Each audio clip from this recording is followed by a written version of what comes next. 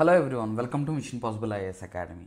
Aspirants, మన APSC group 1 మెంటార్షిప్లో భాగంగా మీకు డైలీ షెడ్యూల్ ఇచ్చి మీకు 2 మెయిన్స్ ఆన్సర్ రైటింగ్ క్వశ్చన్స్ ఇస్తాను. సో అందులో మీకు ఈ 2 క్వశ్చన్స్ పాలిటీ నుంచి, హిస్టారికల్ బ్యాక్గ్రౌండ్ నుంచి 2 క్వశ్చన్స్ ఇవ్వడం జరిగింది. సో మెయిన్స్ ఆన్సర్ రైటింగ్ ఇప్పుడే బిగిన్ చేసే స్టూడెంట్స్ అవ్వచ్చు, ఫస్ట్ టైం సార్ నేను ఎప్పుడూ రాయలేదు అని అనుకున్న స్టూడెంట్స్ అవ్వచ్చు, ఆల్రెడీ ఇంతకుముందు ప్రాక్టీస్ చేస్తూ కొంత గ్యాప్ వచ్చి మళ్ళీ ఇప్పుడు స్టార్ట్ చేస్తున్న స్టూడెంట్స్ అవ్వచ్చు. అందరికీ నేను చెప్పేది ఒకటే, మీరు ఎంత రాస్తే అంత మంచిది, ఎంత పేపర్ మీద పెన్ను పెడితే అంత మంచిది. సో ఇక్కడ ఏంటంటే ఒక అంశం గురించి ఎలా మీరు ఆన్సర్ రాయాలనేది మన మెంటార్షిప్ ద్వారా మీకు తెలియజేస్తాను. ఏ విధంగా మనం పాయింట్స్ హైలైట్ చేయాలి, ఏ డైరెక్షన్లో రాయాలి అనేది కూడా నేను చెప్తాను. సో మనం హిట్ రేషియో కూడా మంచిగా ఉంది. ఇంతకుముందు మనం లాస్ట్ గ్రూప్ 1లో కూడా, అంటే మేలో జరిగిన గ్రూప్ 1లో కూడా మనం మంచి క్వశ్చన్స్ ఇచ్చాము. అవుట్ ఆఫ్ 15, 13 to 14 క్వశ్చన్స్ మీకు పేపర్లో హిట్ అయ్యేలాగా మనం క్వశ్చన్స్ కూడా ఇచ్చాం. సో నేను చెప్పేది ఏంటంటే స్టూడెంట్స్కి, నేను క్వశ్చన్స్ ఇవ్వడము కాదు, వాటి మోడల్ ఆన్సర్స్ ఇవ్వడం కాదు, మీరు ఎంత ప్రాక్టీస్ చేశారనేది ఇంపార్టెంట్. సో మీరు కనుక ప్రాక్టీస్ చేశారు అని అంటే ఆ క్వశ్చన్స్ అన్ని చదువుకొని ప్రాక్టీస్ చేసి, ఇప్పుడు ఇచ్చే మనం షెడ్యూల్ ప్రకారం ఇచ్చే క్వశ్చన్స్ కూడా మీరు ప్రాక్టీస్ చేసి మీరు ఇంప్లిమెంట్ చేసి రాశారు అని అంటే మీరు ఖచ్చితంగా సక్సెస్ అవుతారు. సో నేను మీకు ఈ English medium model answers and Telugu medium, English medium students కోర్స్లో English medium model answers upload అవుతాయి, అండ్ తెలుగు మీడియం స్టూడెంట్స్ కోర్స్లో Telugu medium model answers upload అవుతాయి. So both English and Telugu medium, ఇక్కడ మీకు కనిపిస్తుంది కదా స్క్రీన్ మీద, both English and Telugu medium ఈ పీడిఎఫ్లో మీకు యాడ్ చేసి మరి నేను చూపిస్తున్నాను. సో ఇలా మనం మోడల్ ఆన్సర్ ఇవ్వడం జరుగుతుంది. ఇందులో మీరు కొన్ని పాయింట్స్ మీరు ఎగ్జామ్లో రాసినా మీకు మంచి మార్క్స్ పడతాయి. ఈ డైమెన్షన్స్ అన్నీ కవర్ చేస్తూ మీరు రాస్తే నేను డిఫరెంట్ డైమెన్షన్స్లో మీకు యాడ్ చేసి మరి నేను ఇస్తాను. సో ఈ ఫస్ట్ అసలు ఏ విధంగా మనం క్వశ్చన్ అర్థం చేసుకోవాలి అనేది ఇంపార్టెంట్. ఫస్ట్ క్వశ్చన్ని అర్థం చేసుకోవడం ఇంపార్టెంట్. సో క్వశ్చన్ డిమాండ్ ఏంటి, క్వశ్చన్ డిమాండ్లో మీరు అన్ని పార్ట్స్ని సరిగ్గా మీరు అడ్రస్ చేస్తున్నారా, లేకపోతే ఓన్లీ ఒక పార్ట్కి ఎక్కువ వెయిటేజ్ ఇస్తున్నారా అనేది కూడా మీరు చూసుకోవాలి. ఇప్పుడు జనరల్గా ఏంటంటే ఇప్పుడు ఒక పార్ట్ మీకు బాగా వచ్చి ఉండొచ్చు, ఒక పార్ట్ అసలు తెలియకపోవచ్చు క్వశ్చన్లో. సో అప్పుడు మీరు ఏంటంటే నేను ఓకే బాగానే రాశానని అనుకుంటారు, కానీ మీరు ఏ పార్ట్కి ఎంత రాశారో దానికే మార్క్స్ పడతాయి. సో మిగతా పార్ట్కి పడదు. సో కాబట్టి అన్ని డైమెన్షన్స్ అన్ని విధాలుగా 360 degreesలో ఆలోచించి మీరు ఆ క్వశ్చన్ని అడ్రస్ చేయాలి, ఎగ్జాంపుల్స్ ఇవ్వాలి. ఓకే, అయితే ఏంటంటే సార్ ఫస్ట్ డేనే నేను ఈరోజే మొదలెట్టాను నాకు ఇదంతా వస్తుందంటే రాదండి. మీరు వర్రీ అవ్వాల్సిన అవసరం లేదు. రాసే కొద్దీ మీరు షైన్ అప్ అవుతారు. ఓకే, మీరు ఇప్పుడే బిగిన్ చేసినా, మీ హ్యాండ్ రైటింగ్ బాగోపోయినా, మీకు అసలు సబ్జెక్టు మీద నాలెడ్జ్ ఇప్పుడు ఈ క్వశ్చన్స్ రాయడానికి మీరు హిస్టరీ అంతా చదవాల్సిన అవసరం లేదు, పాలిటీ అంతా చదవాల్సిన అవసరం లేదు. సో ఈ క్వశ్చన్స్ రాయడానికి సో ఆ చాప్టర్ ఆ టాపిక్స్ చదువుకొని అక్కడికక్కడ రాస్తే సరిపోతుంది. సో నేను ఇప్పుడు ఈ క్వశ్చన్ చూద్దాం. Assess the government of India act 1919 with reference to concept of responsible government. How did it influence the adoption of parliamentary system in India. So ఇక్కడ ఏమంటున్నాడు, బాధ్యతాయుత ప్రభుత్వ ఏర్పాటు భావనకు సంబంధించి భారత ప్రభుత్వ చట్టం 1919ను మదింపు చేయండి. భారతదేశంలో పార్లమెంటరీ వ్యవస్థ ఏర్పాటును ఇది ఎలా ప్రభావితం చేసింది వివరించండి. సో దీనికి 150 వర్డ్స్ అంటున్నారు. 150 వర్డ్స్ జనరల్గా నేను సజెస్ట్ చేసేది ఏంటంటే, ఒక పేజ్ తీసుకుంటే ఫ్రంట్ అండ్ బ్యాక్ మీరు రాయొచ్చు. ఫ్రంట్ అండ్ బ్యాక్ ఇప్పుడే బిగిన్ చేసిన వాళ్ళకి ఈ పేజ్ లిమిట్ అనేది, వర్డ్ లిమిట్ అనేది ఇప్పుడే మీరు ఆలోచించకండి. వర్డ్ లిమిట్ మెల్లిగా మీరు డెవలప్ చేసుకుంటారు. ఓకే, రాసే కొద్దీ షార్ట్ చేయడం అనేది, కట్ షార్ట్ చేయడం, తగ్గించి రాయడం అనేది మీకు అలవాటైంది. ఓకే, సో ఇక్కడ ఏమంటున్నాడు, గవర్నమెంట్ ఆఫ్ ఇండియా యాక్ట్ని అసెస్ చేయమంటున్నాడు. దేనితో సంబంధించి, concept of responsible government. So government of India act responsible గవర్నమెంట్ని ఇంట్రడ్యూస్ చేసింది. ఓకే, అయితే how did it influence the adoption of parliamentary system in India. ఈ రెస్పాన్సిబుల్ గవర్నమెంట్ మనం గవర్నమెంట్ ఆఫ్ ఇండియా యాక్ట్లో తీసుకొచ్చాం కదా మొట్టమొదటిసారిగా. తెచ్చిన తర్వాత ఇది ఏ విధంగా తర్వాత పార్లమెంటరీ వ్యవస్థ మన భారతదేశంలో ఏర్పాటు చేయడానికి ఏ విధంగా ప్రభావితం చేసింది అని అడుగుతున్నాడు. అంటే మీరు ఫస్ట్ పార్ట్ అడ్రస్ చేయాలి, సెకండ్ పార్ట్ అడ్రస్ చేయాలి. ఫస్ట్ పార్ట్ ఏంటంటే ఈ గవర్నమెంట్ ఆఫ్ ఇండియా యాక్ట్ ఏదైతే ఉందో, ఈ గవర్నమెంట్ ఆఫ్ ఇండియా యాక్ట్ 1919 యాక్ట్లో ఉన్న రెస్పాన్సిబుల్ గవర్నమెంట్ ఫీచర్స్ ఏంటి, అంటే బాధ్యతాయుత ప్రభుత్వాన్ని ఏర్పాటు చేసే అంశాలు ఏంటి, ముఖ్య లక్షణాలు ఏంటి అని మనం తెలియచేయాలన్నమాట. ఫస్ట్ అంటే ఆ గవర్నమెంట్ ఆఫ్ ఇండియా యాక్ట్ 1919లో ఏ అంశాలు బాధ్యతాయుత ప్రభుత్వాన్ని ఏర్పాటు చేసే అంశాలు ఉన్నాయి అనేది ముందు రాయాలి. ఓకే, సో ఇక్కడ అసలు బాధ్యతాయుత ప్రభుత్వం అంటే ఏంటి? బాధ్యతాయుత ప్రభుత్వం అంటే మనకి 3 ఆర్గన్స్ ఆఫ్ గవర్నమెంట్ ఉంది. ఒకటి ఏంటంటే legislature, executive and judiciary. So ఇక్కడ రెస్పాన్సిబుల్ గవర్నమెంట్ అంటే ఏంటంటే where executive is responsible to the legislature. అంటే ఎగ్జిక్యూటివ్ తను చేసే పనులకి సంబంధించి ఎవరికి జవాబుదారీగా ఉండాలి అంటే చట్టసభలకి బాధ్యతగా ఉండాలన్నమాట. సో మనం కాన్స్టిట్యూషన్ రచించుకున్నప్పుడు కూడా ఇదే డైలమా వచ్చింది. మనం ప్రెసిడెన్షియల్ సిస్టమ్ ఫాలో అవ్వాలా లేకపోతే పార్లమెంటరీ సిస్టమ్ ఫాలో అవ్వాలా? ప్రెసిడెన్షియల్ సిస్టంలో ఏంటంటే executive is not responsible to the legislature. Example United states of America. ఇప్పుడు యుఎస్ఏ ట్రంప్ ఏదన్నా చేయొచ్చు, కానీ లెజిస్లేచర్ ఏం చేయలేకపోతుంది ఇప్పుడు ట్రంప్ ఏం చేసినా కానీ, అవునా? సో అదేవిధంగా అది ప్రెసిడెన్షియల్ సిస్టమ్ అనమాట. పార్లమెంటరీ సిస్టమ్ అలా కాదు. పార్లమెంటరీ సిస్టంలో ఎగ్జిక్యూటివ్ తీసుకునే చర్యలు, కార్యనిర్వాహక వర్గం తీసుకునే చర్యలకి లెజిస్లేచర్కి రెస్పాన్సిబుల్గా ఉండాలి, అంటే చట్టసభలకి బాధ్యతాయుతంగా ఉండాలి. సో ఇంత భారతదేశానికి బాధ్యతాయుత ప్రభుత్వాన్ని ఏర్పాటు చేస్తే మంచిదని చెప్పేసి మనం దీన్ని అడాప్ట్ చేసుకున్నాం. దానికి అడుగులు ఎక్కడ పడ్డాయి అని చెప్పొచ్చు అంటే గవర్నమెంట్ ఆఫ్ ఇండియా యాక్ట్ 1919 అని చెప్పచ్చు. ఓకే, సో ఈ గవర్నమెంట్ ఆఫ్ ఇండియా యాక్ట్ 1919లో ఈ బాధ్యతాయుత ప్రభుత్వాన్ని ఏర్పాటు చేసే స్టెప్ ఏంటి అని అంటే, ఫస్ట్ థింగ్ ఈ గవర్నమెంట్ ఆఫ్ ఇండియా యాక్ట్ని మోంటెగ్ చెమ్స్ఫోర్డ్ రిఫార్మ్స్ అని కూడా అంటారు. ఓకే, ఈ యాక్ట్ ద్వారా ఏంటంటే డయార్కీని ఇంట్రడ్యూస్ చేస్తారు ప్రావిన్సీస్లో. అంటే ప్రావిన్సీస్లో ద్వంద్వ పాలనని ఏర్పాటు చేశారనమాట. సో ద్వంద్వ పాలన అంటే ఏంటి? డబల్ గవర్నమెంట్ అని అంటారు. ద్వంద్వ పాలన ఏమంటారు? డబల్ గవర్నమెంట్ అంటారు. సో ఈ డబల్ గవర్నమెంట్ అంటే ఏంటంటే ఈ సబ్జెక్ట్స్ ఏదైతే ఉందో, అంటే పరిపాలించాల్సిన సబ్జెక్ట్స్ ఏవైతే ఉందో ఆ సబ్జెక్ట్స్ని 2 విధాలుగా డివైడ్ చేశారు, 2 భాగాలుగా. ఒకటి ఏంటంటే ట్రాన్స్ఫర్డ్ సబ్జెక్ట్స్ అంటారు. ట్రాన్స్ఫర్డ్ సబ్జెక్ట్స్ అంటే బదిలీ చేయబడిన అంశాలు అంటాం. ఇంకోటి ఏంటంటే రిజర్వ్డ్ సబ్జెక్ట్స్. రిజర్వ్డ్ సబ్జెక్ట్స్ అంటే ఏంటంటే ఇప్పుడు ఇక్కడ responsible government, partially responsible government ఏర్పాటు చేశారు కదా ఈ చట్టం ద్వారా.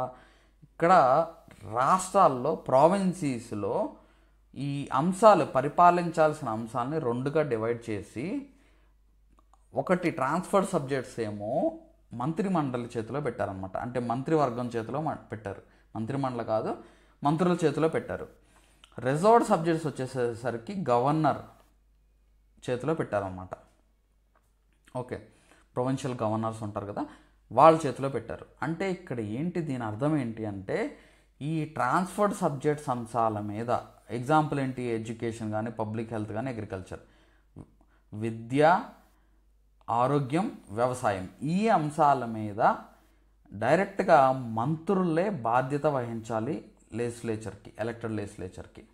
ఓకే, అక్కడున్న ఎన్నుకోబడిన సభకి బాధ్యతగా ఎవరు ఉండాలి అంటే దాని మీద పూర్తి అధికారాలు ఎవరికి ఉన్నాయంటే సంబంధిత మంత్రికి ఉందన్నమాట. అక్కడ విద్యామంత్రి ఉంటే విద్యామంత్రికి ఆ విద్యా వ్యవస్థకు సంబంధించిన అంశాల మీద అతనికి పూర్తి బాధ్యత ఉంటుంది. అంటే తన సొంత నిర్ణయం ఏదైనా తీసుకొని ప్రజలకు మంచి చేసే అవకాశం ఉంటుంది. రిజర్వ్డ్ సబ్జెక్ట్స్ అంటే ఏంటంటే కొన్ని కీలకమైన అంశాలని అక్కడ గవర్నర్ తన ఎగ్జిక్యూటివ్ కౌన్సిల్ చేతిలో పెట్టిందనమాట. రిజర్వ్డ్ సబ్జెక్ట్స్ అంటారు. ఎగ్జాంపుల్ ఏంటంటే police, finance, law and order, చాలా ముఖ్యమైన అంశాలని గవర్నర్ చేతిలోనే పెట్టారు. మిగతా బాధ్యత ఎక్కువ ఉన్నది, అంటే ఎక్కువ పని చేయాలి, ఖర్చుతో కూడుకున్నది, బాధ్యత ఎక్కువ ఉన్న అంశాలు, బర్డెన్ అయ్యే అంశాలు ఏం చేశారంటే అవి మంత్రులకు ఇచ్చారనమాట. అంటే సంబంధిత మంత్రివర్గానికి ఆ అంశాలు ఇచ్చారు. ఓకే, అంటే ఇక్కడ ఈ మంత్రులు ఏం చేయాలంటే వాళ్ళు చర్యలు చేపట్టి ఆ చర్యలకి కూడా అక్కడున్న శాసనసభకి బాధ్యత వహించాలి వాళ్ళు చేపట్టిన చర్యలకి. సో మనం ఇప్పుడు పార్లమెంటరీ వ్యవస్థలో ఏంటి, ఏదైతే సబ్జెక్ట్స్ ఉన్నాయో, ఏదైతే పరిపాలిస్తున్నారో ఆ అంశాల మీద వాళ్ళు ఏదైనా ఒక డెసిషన్, ఎగ్జిక్యూటివ్ ఒక డెసిషన్ తీసుకుంటే ఆ డెసిషన్ని క్వశ్చన్ చేసే అధికారం ఎవరికి ఉంది అని అంటే చట్టసభ. అందుకనే కదా ఇప్పుడు శాసనసభ సమావేశాలని లేకపోతే పార్లమెంట్ సమావేశాలు పెట్టి అక్కడ ప్రభుత్వాన్ని ఎప్పటికప్పుడు క్వశ్చన్ చేస్తూ ఉంటారు. డిఫరెంట్ ఎంపీస్ కానీ, స్టేట్స్లో అయితే ఎమ్మెల్యేస్ని కానీ క్వశ్చన్ చేస్తూ ఉంటారు కదా. సో బాధ్యతాయుత ప్రభుత్వాన్ని ఏర్పాటు చేయడం జరిగింది ఈ డయార్కీ అనే అంశాన్ని తీసుకొచ్చి, డబల్ గవర్నమెంట్ తీసుకొచ్చారు. ఓకే, అయితే ఇంకోటి ఏం చేశారంటే లెజిస్లేటివ్ కౌన్సిల్స్ని కూడా ఎక్స్పాండ్ చేశారనమాట. లెజిస్లేటివ్ కౌన్సిల్స్ని కూడా ఎక్స్పాండ్ చేయడం జరిగిందనమాట. అంటే శాసన మండలిని విస్తరించడం కూడా చేశారు.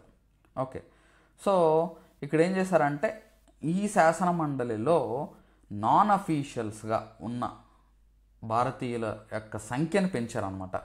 నాన్ అఫీషియల్స్గా ఉన్న భారతీయుల సంఖ్యను కూడా పెంచారు. అప్పుడేంటి, ఎక్కువ మంది ఈ సభలో పార్టిసిపేట్ చేసే అవకాశం ఉంటుంది, ఎక్కువ మంది ఎమ్మెల్యేలుగా ప్రాతినిధ్యం వహించే అవకాశం ఉంటుంది కదా నాన్ అఫీషియల్ మెంబర్స్గా. అంటే జనరల్గా చెప్తున్నాను, ఎక్కువ మంది నాన్ అఫీషియల్ మెంబర్స్గా సభలోకి వచ్చే అవకాశం ఉంటుంది. నెక్స్ట్ ఈ సెంట్రల్ లెజిస్లేచర్ని బైకామరల్ చేశారనమాట. అంటే council of state and legislative అసెంబ్లీగా బైకామరల్ చేయడం జరిగింది. బైకామరల్ అంటే ఏంటి, ఇప్పుడు 2 హౌసులు ఉంటే దాన్ని బైకామరల్ అంటారు. సెంట్రల్లో ఇప్పుడు మనకి పార్లమెంట్లో లోక్సభ, రాజ్యసభ 2, ఎగువ సభ దిగువ సభ 2 హౌసులు ఉన్నాయి కదా, అలా 2 హౌసులు ఉంటే దాన్ని బైకామరల్ అంటారు అనమాట, గుర్తుపెట్టుకోండి. నెక్స్ట్ మినిస్టీరియల్ రెస్పాన్సిబిలిటీ ఫిక్స్ చేశారు. ఏదైతే ట్రాన్స్ఫర్ సబ్జెక్ట్స్ ఉన్నాయో, బదిలీ చేసిన అంశాలు ఏవైతే ఉన్నాయో దానికి బాధ్యత వహించాల్సింది ఎవరు అని అంటే ఆ సంబంధిత మినిస్టరే. ఇక్కడ కలెక్టివ్ రెస్పాన్సిబిలిటీ అనేది లేదు. ఇప్పుడు మనకున్న క్యాబినెట్ కానీ కౌన్సిల్ ఆఫ్ మినిస్టర్స్లో ఏంటంటే కలెక్టివ్ రెస్పాన్సిబిలిటీ. ఒక మినిస్టర్ తప్పు చేసినా అది అందరూ తప్పు చేసినట్టుగానే భావిస్తారు.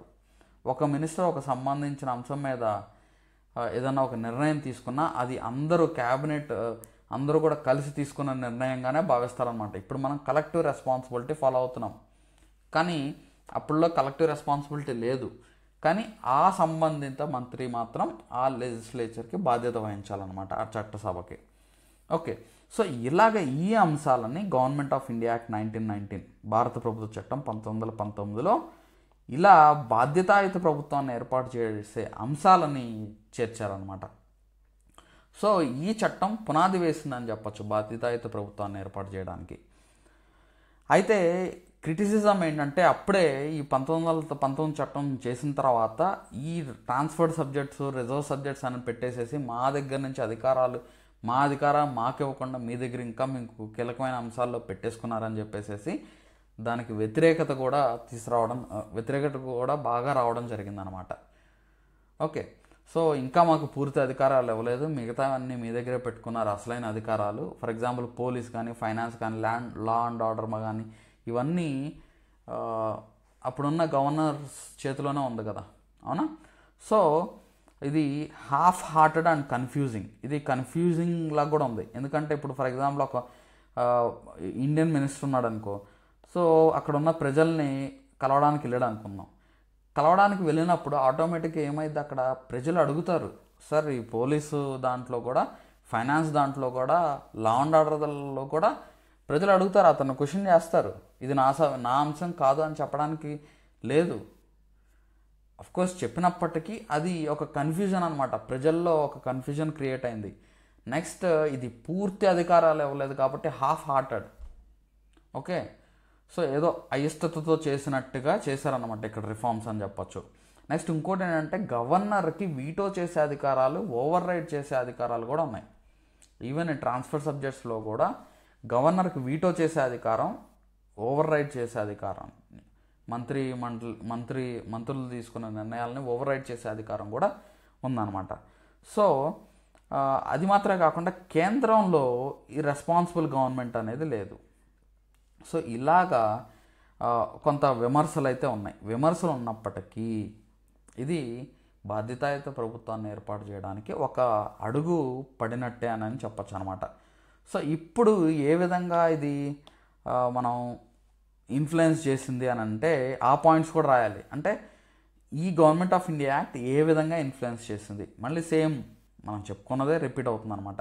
సో ఇది ఒక పొలిటికల్ ట్రైనింగ్ గ్రౌండ్ లాగా పనిచేస్తుంది అనమాట. అంటే ఇక్కడ రాజకీయ శిక్షణా స్థలంగా, అంటే శిక్షణా వ్యవస్థగా ఈ బాధ్యతాయుత ప్రభుత్వాన్ని ఏర్పాటు అనేది భవిష్యత్తులో ఉన్న మంత్రులకి, వీళ్ళకి, లేకపోతే అప్పుడున్న మంత్రులకి ఒక ట్రైనింగ్ లాగా. ఎందుకనంటే అక్కడ మినిస్టర్స్ ఉంటారు, మినిస్టర్స్ని కలవడానికి ప్రజలు వెళ్ళేవాళ్ళు, వెళ్ళి వాళ్ళ సమస్యలు చెప్పుకునేవాళ్ళు, వాళ్ళు ఓకే మేము చూస్తాము, వాళ్ళు చేయదగింది వాళ్ళు చేస్తామని చెప్పడం, ఇదంతా జరిగేదన్నమాట.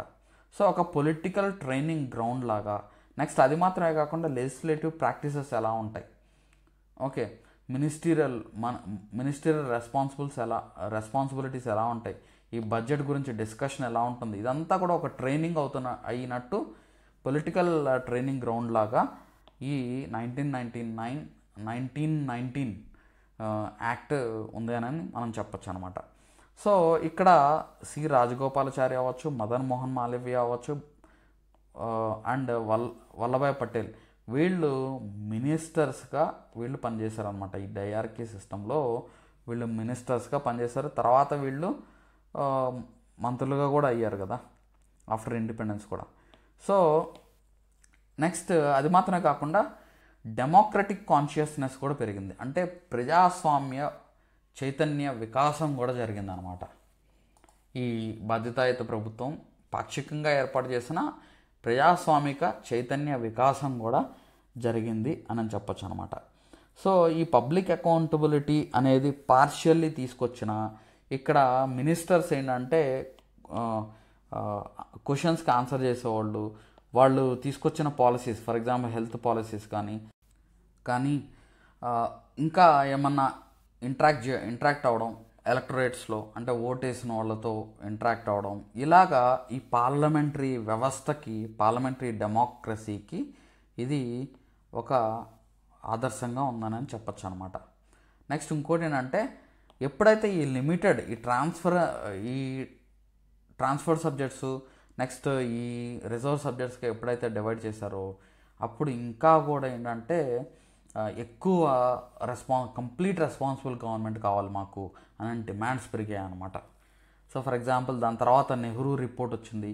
ఈ నెహ్రూ రిపోర్ట్ ద్వారా ఏం చెప్పారంటే ఫుల్ పార్లమెంటరీ రెస్పాన్సిబిలిటీని ఏర్పాటు చేయాలి, మాకు డొమినియన్ స్టేటస్ ఇచ్చేసేసి ఫుల్ పార్లమెంటరీ వ్యవస్థ కావాలి అని చెప్పారు. నెక్స్ట్ సైమన్ కమిషన్ ఇది రిజెక్ట్ చేసినప్పటికీ ఇండియన్స్ ఇక్కడ కూడా కొంచెం కాన్స్టిట్యూషనల్ రిఫార్మ్స్ ఇంకా తీసుకురావాలి అని చెప్పేసి ఒక రిపోర్ట్ సబ్మిట్ చేయడం జరిగింది. సో అలా గవర్నమెంట్ ఆఫ్ ఇండియా యాక్ట్ 1935 తీసుకొచ్చి ఫుల్ ప్రొవిన్షియల్ అటానమీ ఇవ్వడం జరిగిందనమాట. అంటే రాష్ట్ర స్థాయిలో మొత్తం ఈ ట్రాన్స్ఫర్డ్ రిజర్వ్డ్ మొత్తం తీసేసి అంత అధికారాలన్నీ కూడా ఈ మంత్రుల చేతిలో పెట్టడం జరిగిందనమాట. అఫ్కోర్స్ ఈ చట్టం అమల్లోకి రాలేదనుకోండి, కానీ అలా మార్పులు అయితే చేయడం జరిగింది.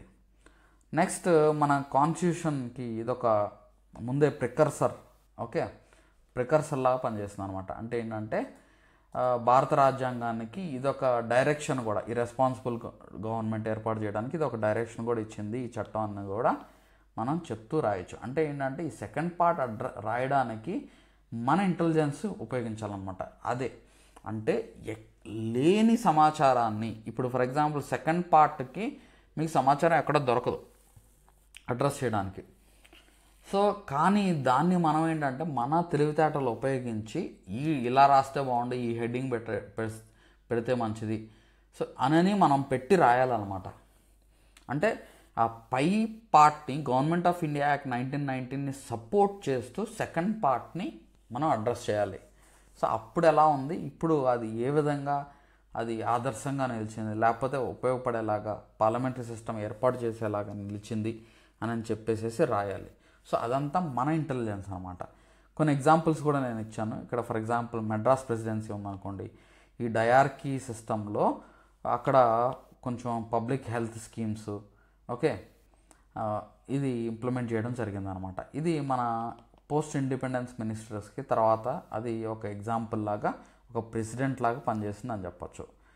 నెక్స్ట్ డిబేట్స్ సెంట్రల్ లెజిస్లేటివ్ అసెంబ్లీలో మోతీలాల్ నెహ్రూ, వల్లభాయ్ పటేల్ వీళ్ళు, టీవీ సప్రు వీళ్ళు ఏంటంటే డిబేట్స్ చేయడం జరిగింది. ఇప్పుడు పార్లమెంటరీ సిస్టంలో కూడా మనం ఈ అపోజిషన్ అండ్ గవర్నమెంట్ వీళ్ళిద్దరూ కూడా డిబేట్స్ చేస్తూ ఉంటారు, చర్చలు జరుగుతూ ఉంటాయి, అవునా. నెక్స్ట్ ఈ పార్షియల్ రెస్పాన్సిబిలిటీ ఎక్స్పీరియన్స్ అనేది తర్వాత మనం ఎప్పుడైతే కంప్లీట్గా మనం కాన్స్టిట్యూంట్ అసెంబ్లీ ఏర్పాటు చేసుకుని మన స్వతంత్రం వచ్చిన తర్వాత అది పూర్తిగా అప్పుడు ఉన్న మినిస్టర్స్కి కానీ లేకపోతే తర్వాత ఈ వ్యవస్థ అనేది మనకు బాగా ఉపయోగపడింది అని చెప్పచ్చు అనమాట. సో ఇక్కడ ఓవరాల్గా ఈ క్వశ్చన్లో మనం ఫస్ట్ పార్ట్, సెకండ్ పార్ట్ రెండింటిని అడ్రస్ చేస్తూ మీకు రాయడం జరిగింది. ఇదే కాన్సెప్ట్, ఇదే సమాచారం తెలుగు మీడియం స్టూడెంట్స్కి కూడా మీకు ఇవ్వడం జరిగిందనమాట. చాలా మంచిగా మీకు ఈ మోడల్ ఆన్సర్స్ ప్రిపేర్ చేసి ఇవ్వడం జరుగుతుందన్నమాట. సో ఇంట్రెస్టెడ్ స్టూడెంట్స్ ఎవరైనా ఉంటే జాయిన్ అవ్వచ్చు. ఆల్రెడీ జాయిన్ అయిన స్టూడెంట్స్ రెగ్యులర్గా రాయండి. మీరు రాస్తే మాత్రం ఖచ్చితంగా మీరు సక్సెస్ అవుతారు, అందులో నో డౌట్. మీరు కనుక రాస్తూ ఉండి ఎప్పటికప్పుడు ఎవాల్యుయేషన్స్ చేయించుకొని నెక్స్ట్ రివ్యూస్ తీసుకొని అండ్ ఇలా పాయింట్స్ డిఫరెంట్ డైమెన్షన్స్ యాడ్ చేస్తూ మీరు చదువుకుంటూ రాస్తూ ఉంటే ఆటోమేటిక్గా మీరు మెయిన్స్ ఎగ్జామ్కి వెళ్ళేసరికల్లా మనం కనీసం ఒక 500 నుంచి 1000 మోడల్ ఆన్సర్స్ మనం రాస్తాం. ఓకే, సో ఇంకా ఎక్కువ మోడల్ ఆన్సర్స్ చదువుతారు మీరు, కొన్ని రాసినా ఎక్కువ చదువుతారు. సో చదవడం వల్ల, రాయడం వల్ల మీకు ప్రాక్టీస్ అనేది అలవాటైద్ది. ఓకే, సో ఇలా మనం ఒక క్వశ్చన్ని అర్థం చేసుకొని ఆ డైమెన్షన్లో మనం రాయాలి. నెక్స్ట్ క్వశ్చన్ చూద్దాం. The government of India act 1935 became the blue print of Indian constitution, justify. So ఇక్కడ ఏమంటున్నాడంటే తెలుగులో కూడా చూద్దాం. 1935 నాటి భారత ప్రభుత్వ చట్టం భారత రాజ్యాంగానికి బ్లూ ప్రింట్ అయ్యింది, ఈ వ్యాఖ్యను సమర్థించండి. సో ఇది క్వశ్చన్ అనమాట. అంటే మన government of India act Indian కాన్స్టిట్యూషన్కి ఒక బ్లూ ప్రింట్ లాగా ఉపయోగపడింది, మనం దాన్ని జస్టిఫై చేయాలి. స్టేట్మెంట్ ఇచ్చేస్తాడు అతనే, కానీ ఇక్కడ మనం జస్టిఫై చేయాలి. అంటే దాన్ని సపోర్ట్ చేస్తూ మనం కొన్ని పాయింట్స్ కలెక్ట్ చేసి ఆ పాయింట్స్ రాయాలన్నమాట. అంటే గవర్నమెంట్ ఆఫ్ ఇండియా యాక్ట్లో ఉన్న అంశాలని ఇప్పుడున్న మన రాజ్యాంగంలో మనం ఏ అంశాలని మనం తీసుకున్నాము గవర్నమెంట్ ఆఫ్ ఇండియా యాక్ట్ నుంచి, అవి government of India act point రాయాలి. నెక్స్ట్ మన ఇండియన్ కాన్స్టిట్యూషన్లో దానికి సంబంధించిన పాయింట్ ఏం తీసుకున్నాము, ఎలా మాడిఫై చేసాము అనేది మనం రాయాలన్నమాట. సో ఇది వెరీ సింపుల్ క్వశ్చన్. జస్టిఫై అన్నాడు అంతే. జస్టిఫై అంటే నువ్వు సమర్థించడానికి నువ్వు కొన్ని అస్త్రాలు రెడీ చేసుకొని, అస్త్రాలు అంటే పాయింట్లు రెడీ చేసుకొని నువ్వు సమర్థించాలన్నమాట. సో ఇక్కడ ఏంటంటే ఇప్పుడు ఈ government of India act really మనం చాలా వరకు పరిపాలన, అడ్మినిస్ట్రేషన్ సంబంధించిన issues, federal provisions, next institutional framework, institutions సంబంధించిన అంశాలు. సో ఇవి మనం చాలా వరకు గవర్నమెంట్ ఆఫ్ ఇండియా యాక్ట్ నుంచి మనం తీసుకున్నాం అనమాట. ఓకే, సో ఈ గవర్నమెంట్ ఆఫ్ ఇండియా యాక్ట్ నుంచి మనం తీసుకున్నప్పుడు కూడా మనం చెప్పాం ఏంటంటే మన అవసరాలకు తగ్గట్టుగా మనం మార్చుకొని, మాడిఫై చేసుకొని మనం తీసుకున్నాము. సో దాంట్లో తప్పేం లేదని డాక్టర్ బిఆర్ అంబేద్కర్ గారు చెప్పారనమాట. సో ఇక్కడ ఫస్ట్ పాయింట్ ఏంటంటే federal structure with unitary bias. So దాన్ని మనం తీసుకున్నాం అనమాట. అయితే ఏంటంటే ఇది federal structure with strong centre అనేది మనం కెనడా నుంచి తీసుకున్నాం అనమాట. కానీ ఇక్కడ ఫెడరల్ స్కీమ్ అనేది అడాప్ట్ చేసుకున్నాం. సో ఈ గవర్నమెంట్ ఆఫ్ ఇండియా యాక్ట్లో ఆల్ ఇండియా ఫెడరేషన్ని ఏర్పాటు చేసింది అనమాట government of India act. So అందులో ఈ ఆల్ ఇండియా ఫెడరేషన్లో ఏంటంటే బ్రిటిష్ ఇండియా ప్రావిన్సెస్ ఉంటాయి, princely states. British India provinces అంటే directly ruled by British, provinces that are directly ruled by British అనమాట. అంటే బ్రిటిష్చే డైరెక్ట్గా పరిపాలించబడే ఆ ప్రావిన్సెస్ మరియు ప్రిన్స్లీ స్టేట్స్, ఈ రెండు కలిపి మొత్తాన్ని మనం ఆల్ ఇండియా ఫెడరేషన్ ఏర్పాటు చేయాలని గవర్నమెంట్ ఆఫ్ ఇండియా యాక్ట్లో చెప్పడం జరిగింది. సో అది మాత్రమే కాకుండా అధికార విభజన కూడా అంశాల వారీగా విభజించారనమాట. అది ఎలా అంటే ఫెడరల్ అంశాలు అంటే కేంద్రంలో ఉన్న ప్రభుత్వం నిర్వహించాల్సిన కొన్ని అంశాలు ఫెడరల్ అంశాల కింద చేశారు. ప్రావిన్సెస్ అంటే రాష్ట్రాల్లో ఉన్న ప్రభుత్వాలు నిర్వహించాల్సిన అంశాలని అది ప్రొవిన్షియల్ లిస్ట్గా పెట్టారనమాట. And concurrent list. రెండు కేంద్రం రాష్ట్రాలు రెండు చూసుకోవాల్సిన అంశాలని కంకరెంట్ లిస్ట్గా పెట్టారు. సో మనం కూడా ఏం చేసామంటే ఈ 7th షెడ్యూల్లో ఈ పవర్ డిస్ట్రిబ్యూషన్ చేసుకున్నాం 7th షెడ్యూల్ ద్వారా. ఓకే, సో అదేంటంటే లిస్ట్ 1 వచ్చేసరికి యూనియన్ లిస్ట్, లిస్ట్ 2 వచ్చి స్టేట్ లిస్ట్, లిస్ట్ 3 వచ్చేసరికి కంకరెంట్ లిస్ట్. సో అలా 3-fold డిస్ట్రిబ్యూషన్ ఆఫ్ పవర్స్ మనం తీసుకున్నాం. అయితే ఏంటంటే ఇక్కడ ఫెడరేషన్ విత్ స్ట్రాంగ్ యూనిటరీ టిల్ట్మెంట్ చేసాం అనమాట. అంటే ఇప్పుడు అధికార విభజనలో అధికారాలు ఎవరి వైపు ఎక్కువ తూగుడుతాయి అని అంటే కేంద్రం వైపే ఎక్కువ ఉంటాయి. అంటే కేంద్రానికి ఎక్కువ అధికారాలు ఉంటాయి మన దేశంలో. ఓకే, కేంద్రానికి వెయిట్ ఎక్కువ ఉంది, అధికారాలు వాళ్ళకి ఎక్కువ ఉన్నాయి, రాష్ట్రాలకి పరిమితంగా ఉన్నాయి అధికారాలు, కేంద్రానికి ఎక్కువ ఉన్నాయి. ఓకే, సో ఇక్కడ మనకి ఫెడరల్ స్కీమ్ విత్ యూనిటరీ ట్విల్ట్ మనం దాన్ని మాడిఫై చేసుకున్నాము. కానీ ఫెడరల్ స్కీమ్ ఎక్కడి నుంచి తీసుకున్నాము అని అంటే అది government of India act 1935. And అధికార విభజనను కూడా మనం అక్కడి నుంచే తీసుకున్నాం, దాన్ని కొంచెం మాడిఫై చేస్తాం. Example article 246 of Indian constitution ఈ పవర్ డిస్ట్రిబ్యూషన్ గురించే మాట్లాడుతుంది అనమాట. అది మనం 1935 యాక్ట్ నుంచి తీసుకున్నామని ఒక ఎగ్జాంపుల్ కూడా ఇవ్వడం జరిగింది చూడండి. సో మనం రాసే ప్రతి దానికి ఎగ్జాంపుల్ ఏదన్నా ఉందా అనేది చూసుకోవాలి, ఎగ్జాంపుల్ ఏమన్నా ఇవ్వగలుగుతున్నామా అనేది చూసుకోవాలి. అది ఎగ్జాంపుల్ ఏదన్నా అవ్వచ్చు. ఫర్ ఎగ్జాంపుల్ మీరు ఏదన్నా ఒక రిఫార్మ్ తీసుకొస్తున్నారు, ఆ రిఫార్మ్ తీసుకురావాలి అని రాస్తారనుకోండి, మన దేశంలో ఎక్కడన్నా అటువంటి మార్పు తీసుకొచ్చారా, అటువంటి పైలట్ ప్రాజెక్ట్ ఏమైనా ఇంట్రడ్యూస్ చేస్తారా అనే పాయింట్ మీరు రాస్తే మంచిది. సార్ ఇవి ఎలా తెలుస్తుంది సార్, మరి నాకు ఎలా తెలుస్తుంది పాయింట్స్ అని అంటే న్యూస్ పేపర్ చదవడం, యోజన కురుక్షేత్ర చదువుతూ ఉంటే మీకు తెలుస్తూ ఉంటాయి. ఓకే, అది మనకు అవసరమైనప్పుడు దాన్ని పాయింట్స్ రాసుకుంటే దాన్ని మళ్ళీ రివైజ్ చేసుకుని ఎక్కడ అవసరమైతే అక్కడ మనం యూజ్ చేసుకోవాలి, ఇంప్లిమెంట్ చేయాలన్నమాట. Next provincial autonomy. సో ప్రావిన్సీస్లో అటానమీ కూడా తీసుకొచ్చింది. ఇంతకు ముందున్న డయార్కీ సిస్టమ్ ఏదైతే ఉందో గవర్నమెంట్ ఆఫ్ ఇండియా యాక్ట్ 1919 ద్వారా తీసుకొచ్చిన ప్రొవిన్సెస్లో ఉన్న డయార్కీ సిస్టమ్ని రద్దు చేసేసి ప్రావిన్సీస్కి పూర్తి అధికారాలు ఇచ్చేస్తారనమాట. ఎందుకంటే అప్పటికే బాగా వ్యతిరేకత వచ్చేసింది. ఓకే, ప్రావిన్సీస్కి బాగా అధికారాలు ఇచ్చేస్తారు, అటానమీ ఇచ్చేస్తారు అనమాట ప్రావిన్సీస్కి. ఓకే, సో మనం ఇప్పుడు కూడా అంతే కదా, చాలా అధికారాలు పవర్ డిస్ట్రిబ్యూషన్ చేసేసి చాలా అధికారాలు మనం ఎలక్టెడ్ లెజిస్లేటివ్ అసెంబ్లీస్కి మనం అప్పచెప్పాం. ఆ అంశాల్లో కేంద్రం ఇంటర్ఫియర్ అవ్వదు, ఆ అంశాల్లో సంబంధిత రాష్ట్ర ప్రభుత్వాలు, రాష్ట్ర అసెంబ్లీలు నిర్ణయాలు తీసుకుంటాయి. సో మనం article 163 of Indian constitution, 164 of Indian constitution ఇదేంటంటే కౌన్సిల్ ఆఫ్ మినిస్టర్స్ ఏర్పాటు చేయడం, అండ్ 164 వచ్చేసరికి వీళ్ళ మంత్రుల యొక్క టర్మ్ ఎంత, దాని ఎలిజిబిలిటీస్ ఇవన్నీ కూడా మెన్షన్ చేయడం జరుగుతుంది అన్నమాట.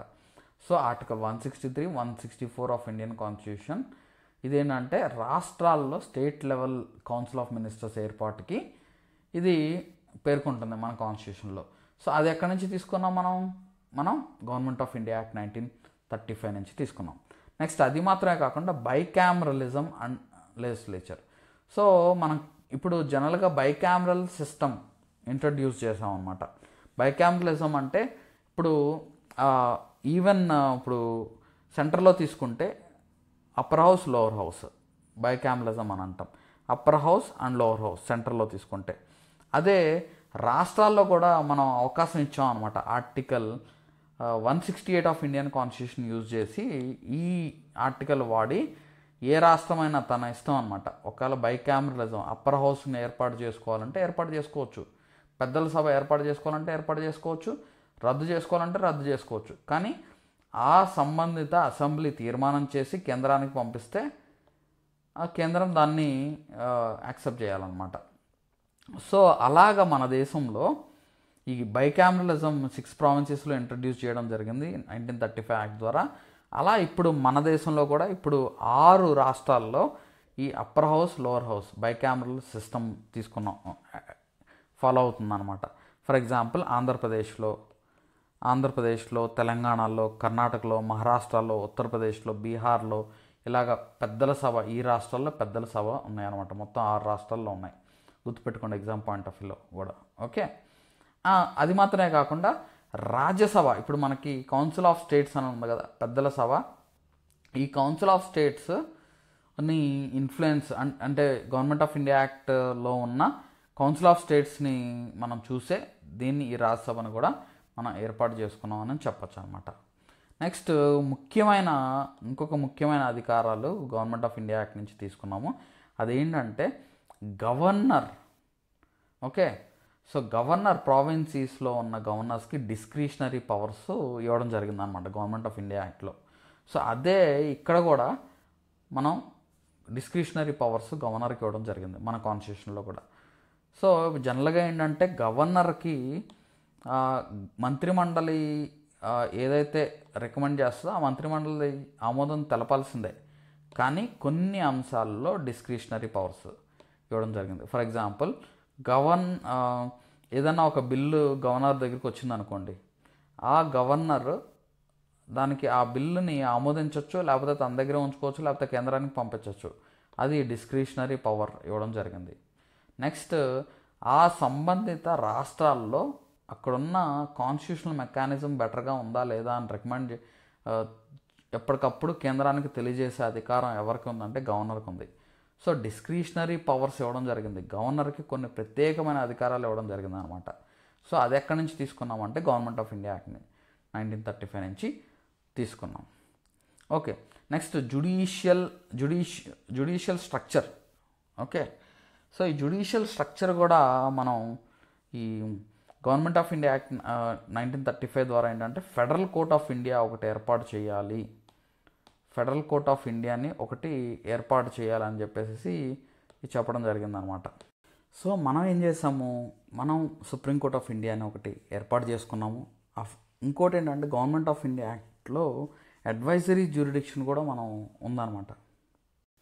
సో మన కాన్స్టిట్యూషన్లో కూడా సుప్రీంకోర్ట్ ఆఫ్ ఇండియాకి అడ్వైజరీ జ్యూరిడిక్షన్ కూడా మనం యాడ్ చేసుకోవడం జరిగింది. సో ఆర్టికల్ 143 యూజ్ చేసి ప్రెసిడెంట్ సుప్రీంకోర్టుని సలహా అడగచ్చు, ఏదైనా కాన్స్టిట్యూషనల్ మ్యాటర్స్లో క్లారిటీ ఇవ్వమని చెప్పేసి సలహా అడగచ్చు. ఎందుకంటే high court and supreme courts are constitutional courts. So president ఏంటంటే మన సుప్రీంకోర్టుకి అడ్వైజర్ ఒక అంశం మీద క్లారిటీ ఇవ్వమని చెప్పేసి క్లారిఫై చేయమని చెప్పేసి సుప్రీంకోర్టుని అడగచ్చు అనమాట అంటారు article 143 of Indian constitution. Next public services and provincial services. Okay, అంటే ఇప్పుడు మనం ఈ government of India act federal public service commission ఏర్పాటు చేయమని, next provincial public service commission ఏర్పాటు చేయమని పేర్కోవడం జరిగిందనమాట. సో మనం ఏం చేసాము, మన కాన్స్టిట్యూషన్ మనం రాసుకొని సో ఆర్టికల్ 350 నుంచి 323 వరకు కూడా ఈ UPSC and state public service commissions గురించి ఇవి మాట్లాడతాయి. ఇది కూడా మనం ఎక్కడి నుంచి అడాప్ట్ చేసుకున్నామంటే గవర్నమెంట్ ఆఫ్ ఇండియాకి 1935 నుంచి అడాప్ట్ చేసుకున్నాం అని చెప్పొచ్చు. నెక్స్ట్ ఇంకోటి ఏంటంటే ముఖ్యమైనది ఎమర్జెన్సీ ప్రావిజన్స్. ఈ ఎమర్జెన్సీ ప్రావిజన్స్ ఎక్కడి నుంచి తీసుకున్నాం, ఇది కూడా మనం అఫ్కోర్స్ ఎమర్జెన్సీ టైంలో ఫండమెంటల్ రైట్స్ రద్దు చేయడం అనేది మనం జర్మన్ కాన్స్టిట్యూషన్ నుంచి తీసుకున్నాం. అసలు ఎమర్జెన్సీ ప్రావిజన్స్ని ఎక్కడి నుంచి తీసుకున్నాం అంటే గవర్నమెంట్ ఆఫ్ ఇండియా యాక్ట్ నుంచి. ఎందుకనంటే గవర్నమెంట్ ఆఫ్ ఇండియా యాక్ట్లో గవర్నర్ జనరల్కి అండ్ సంబంధిత ప్రావిన్సెస్లో ఉన్న గవర్నర్స్కి ఎమర్జెన్సీ పవర్స్ కట్టబెట్టిందనమాట. ఓకే, సో దాన్ని మనం ఆర్టికల్ 352, 356 అండ్ 360 రూపంలో మనం అడాప్ట్ చేసుకున్నాం. ఫర్ ఎగ్జాంపుల్ నేషనల్ ఎమర్జెన్సీ విధించవచ్చు ఆర్టికల్ 350 ఉపయోగించి ఇన్ కేస్ ఆఫ్ వార్ జరిగితే కానీ, ఎక్స్టర్నల్ అగ్రెషన్ కానీ. ఓకే, నెక్స్ట్ ఆర్మ్డ్ రెబెలియన్ జరిగిన మన దేశంలో అప్పుడు ఆర్టికల్ 350 యూజ్ చేసి మనం ఎమర్జెన్సీ విధించవచ్చు. సో అది ఒక ప్రాంతంలో అన్న విధించవచ్చు, లేకపోతే దేశం మొత్తం విధించవచ్చు అనమాట. అప్పుడు మొత్తం అధికారాలన్నీ కేంద్రం చేతిలోకి వెళ్ళిపోతాయి. అప్పుడు రాష్ట్ర ప్రభుత్వాలే ప్రత్యేకమైన అధికారాలు అంటూ ఏముండవు అనమాట. నెక్స్ట్ అది మాత్రమే కాకుండా స్టేట్ ఎమర్జెన్సీ విధించవచ్చు. అంటే ప్రెసిడెంట్ రూల్ అంటాం, 356 ఉపయోగించి స్టేట్ ఎమర్జెన్సీ. అంటే మన రాష్ట్రంలో కాన్స్టిట్యూషనల్ మెషినరీ బ్రేక్ డౌన్ అయింది అని గవర్నర్ కనుక రిపోర్ట్ ఇస్తే కేంద్రానికి, కేంద్రం దాన్ని సాటిస్ఫై అయితే ఆ మెటీరియల్కి, అప్పుడు ప్రెసిడెంట్ రూల్ విధించవచ్చు. లేకపోతే ఇప్పుడున్న గవర్నమెంట్ ఏదన్నా రిజైన్ చేసినా, మెజారిటీ తక్కువ ఈ మెజారిటీ పడిపోయినా అప్పుడు ప్రెసిడెంట్ రూల్ విధించవచ్చు అనమాట. నెక్స్ట్ ఫైనాన్షియల్ ఎమర్జెన్సీ అంటే జనరల్గా ఇప్పుడు ఆర్థికంగా మనం ఏదైనా దివాళా తీసినా అప్పుడు ఇంకొంచెం ఫైనాన్షియల్ రిఫార్మ్స్ చేపట్టడానికి, ఖర్చులు తగ్గించుకోవడానికి అప్పుడు ఫైనాన్షియల్ ఎమర్జెన్సీ కూడా విధించవచ్చు అనమాట. ఓకే, సో వీటిని ఎక్కడి నుంచి మనం తీసుకున్నాము అని అంటే, ఇది అందులో ఎస్పెషల్లీ ప్రెసిడెంట్ రూల్ ఇది ఎక్కడి నుంచి తీసుకున్నామంటే government of India act 1935 emergency powers అక్కడి నుంచి తీసుకున్నాం. నెక్స్ట్ అడ్మినిస్ట్రేటివ్ డివిజన్స్ కూడా గవర్నమెంట్ ఆఫ్ ఇండియా యాక్ట్ 1935 ద్వారా చేసాం అనమాట. ఒకటి ఏంటంటే న్యూ ప్రావిన్సెస్ని క్రియేట్ చేసాం. ఫర్ ఎగ్జాంపుల్ బాంబే నుంచి సింధ్ని సపరేట్ చేసాం అనమాట. సో మనం ఇండియన్ కాన్స్టిట్యూషన్ మనం రచించుకున్నాక తర్వాత రకరకాల కారణాల వల్ల, ఫర్ ఎగ్జాంపుల్ పొట్టి శ్రీరాములు గారు ఆమరణ నిరాహార దీక్ష చేయడం వల్ల మనం తెలుగు వాళ్ళకి ఒక సపరేట్ రాష్ట్రాన్ని కావాలి అని చెప్పేసి ప్రత్యేకమైన ఒక రాష్ట్రాన్ని తెలుగు స్పీకింగ్ స్టేట్ ఏర్పాటు చేసుకున్నాం. సో ఆర్టికల్ 3 అనేది యాడ్ చేసుకొని ఏదన్నా ఒక రాష్ట్రాన్ని రెండు రాష్ట్రాలుగా ఏర్పాటు చేయడం, కొత్త రాష్ట్రాన్ని ఏర్పాటు చేయడం, లేకపోతే విలీనం చేయడం, ఇదంతా కూడా ఆర్టికల్ 3 యూజ్ చేసి మనం చేయొచ్చు అనమాట. 2 రాష్ట్రాలను విలీనం చేసి ఒక రాష్ట్రంగా ఏర్పాటు చేయడం, ఇదంతా ఆర్టికల్ 3 యూజ్ చేసి చేయొచ్చు. సో అలాగా మనం ఈ అడ్మినిస్ట్రేటివ్ డివిజన్స్ని ఏర్పాటు చేయడం కూడా మనం గవర్నమెంట్ ఆఫ్ ఇండియా యాక్ట్ నుంచి తీసుకున్నాం అని చెప్పచ్చు. సో ఈ government of India act 1935 act British time అప్పుడు మనం చేసినప్పటికీ, అది కొలోనియల్ ఇన్స్పిరిట్ ఉన్నప్పటికీ దాంట్లో ఉన్న ఇన్స్టిట్యూషనల్ మెకానిజమ్స్ కానీ స్ట్రక్చరల్ మెకానిజమ్స్ని కానీ మనం డెమోక్రటైజ్ చేసి, ఓకే, ప్రజాస్వామీకరణ చేసి మనం అడాప్ట్ చేసుకున్నాం అని చెప్పచ్చు. Okay, so administrative provisions and చాలా అంశాలు మనం గవర్నమెంట్ ఆఫ్ ఇండియా యాక్ట్ నుంచి తీసుకున్నాం. Federal structure, legislative provisions, judiciary, civil services, ఇలాగా మనం ఈ గవర్నమెంట్ ఆఫ్ ఇండియా యాక్ట్ నుంచి మనం తీసుకున్నాము. సో ఇదొక కాన్స్టిట్యూషనల్ స్కెలిటన్ లాగా పనిచేసింది, లేకపోతే బ్లూ ప్రింట్ లాగా పనిచేసింది అని మనం కంక్లూడ్ చేయొచ్చు. అర్థమైందండి? సో ఇలా మనం పాయింట్స్ అడ్రస్ చేస్తూ ఏ పాయింట్స్ని ఇంక్లూడ్ చేయాలి, మనం చదువుకుంటాం. ఇప్పుడు లక్ష్మీకాంత్ ఓపెన్ చేసి సేమ్ ఈ గవర్నమెంట్ ఆఫ్ ఇండియా యాక్ట్ 1919 అంటే పై క్వశ్చన్లో and government of India act 1935 ఈ క్వశ్చన్లో చదువుకొని ఆ పాయింట్స్ని మనం రాసుకోవాలన్నమాట. సార్ నాకు ఇంత నాలెడ్జ్, ఈ పాయింట్స్ అన్నీ రాసే నాలెడ్జ్ నాకు ఎలా వస్తుంది సార్ అని మీకు క్వశ్చన్ రావచ్చు. మీరు చదివే కొద్దీ రాసే కొద్దీ వస్తుందండి. ముందు బేసిక్గా మీకు వచ్చిన పాయింట్స్ రాసి నాకు ఎవాల్యుయేషన్కి పంపించండి. నేను మీకు కరెక్షన్ చేసి మళ్ళీ నేను మీకు పంపిస్తాను, ఫీడ్బ్యాక్ ఇస్తాను, పర్సనల్ గైడెన్స్ కూడా ఇస్తాను. తద్వారా మీరు ఇంప్రూవ్ చేసుకోవడానికి అవకాశం ఉంటుంది. ఓకే, సో ఫస్ట్ థింగ్ ఏంటంటే భయం అనేది వదిలేసేయండి. అది ఎక్స్పర్ట్స్ రాయాలి, ఎక్స్పర్ట్ లాగా నేను రాయలేను, పర్ఫెక్ట్ ఆన్సర్ లాగా నేను రాయలేను అని మాత్రం అనుకోకండి. మీరు రాయగలుగుతారు. రోజు రాసే కొద్దీ పర్ఫెక్షన్ అనేది వస్తుందండి. Okay, all the best. And ఇంకా ఎవరన్నా జాయిన్ అవ్వాలి అనుకుంటే మాత్రం డిస్క్రిప్షన్లో కాంటాక్ట్ నెంబర్ ఉంది, కాంటాక్ట్ చేయండి. అండ్ జాయిన్ అయిన వాళ్ళు ప్రతి ఒక్కళ్ళు కూడా ఉపయోగించుకోండి. ఓకే, సో ఈరోజు షెడ్యూల్లో ఈ క్వశ్చన్స్ వచ్చాయి, మళ్ళీ నెక్స్ట్ డే షెడ్యూల్ వేరే క్వశ్చన్స్ వస్తాయి. Okay, get ready for it. ప్రతిరోజు రాయండి. 2 క్వశ్చన్స్ ప్రతిరోజు రాస్తే 60 రోజులు, 30 రోజులు 60 క్వశ్చన్స్ అండి. ఓకే, సో ఒక 6 నెలలు కనుక మీరు రాశారంటే హ్యూజ్ నెంబర్ ఆఫ్ క్వశ్చన్స్ మీరు రాయొచ్చు. So you will be ready for mains, ready అవుతారనమాట. సో ఇదే సబ్జెక్ట్ మీద మళ్ళీ మనం 50 క్వశ్చన్ల టెస్ట్ కూడా పెడుతున్నాం కాబట్టి ఇదే చాప్టర్ నుంచి, చారిత్రక నేపథ్యం నుంచి 50 క్వశ్చన్లు ప్రిలిమ్స్ టెస్ట్ కూడా కండక్ట్ చేస్తాం కాబట్టి స్టూడెంట్స్కి, okay, prelims come mains join అయిన వాళ్ళకి కండక్ట్ చేస్తాం కాబట్టి అది కూడా మీకు కంప్లీట్ అయిపోద్ది. సో అలా మీరు కరెక్ట్ చేసుకోవడానికి, మిమ్మల్ని మీరు రైట్ వేలో వెళ్ళడానికి ఉపయోగపడుద్దండి. షెడ్యూల్ అయితే ఫాలో అవ్వండి. All the best. Thank you so much.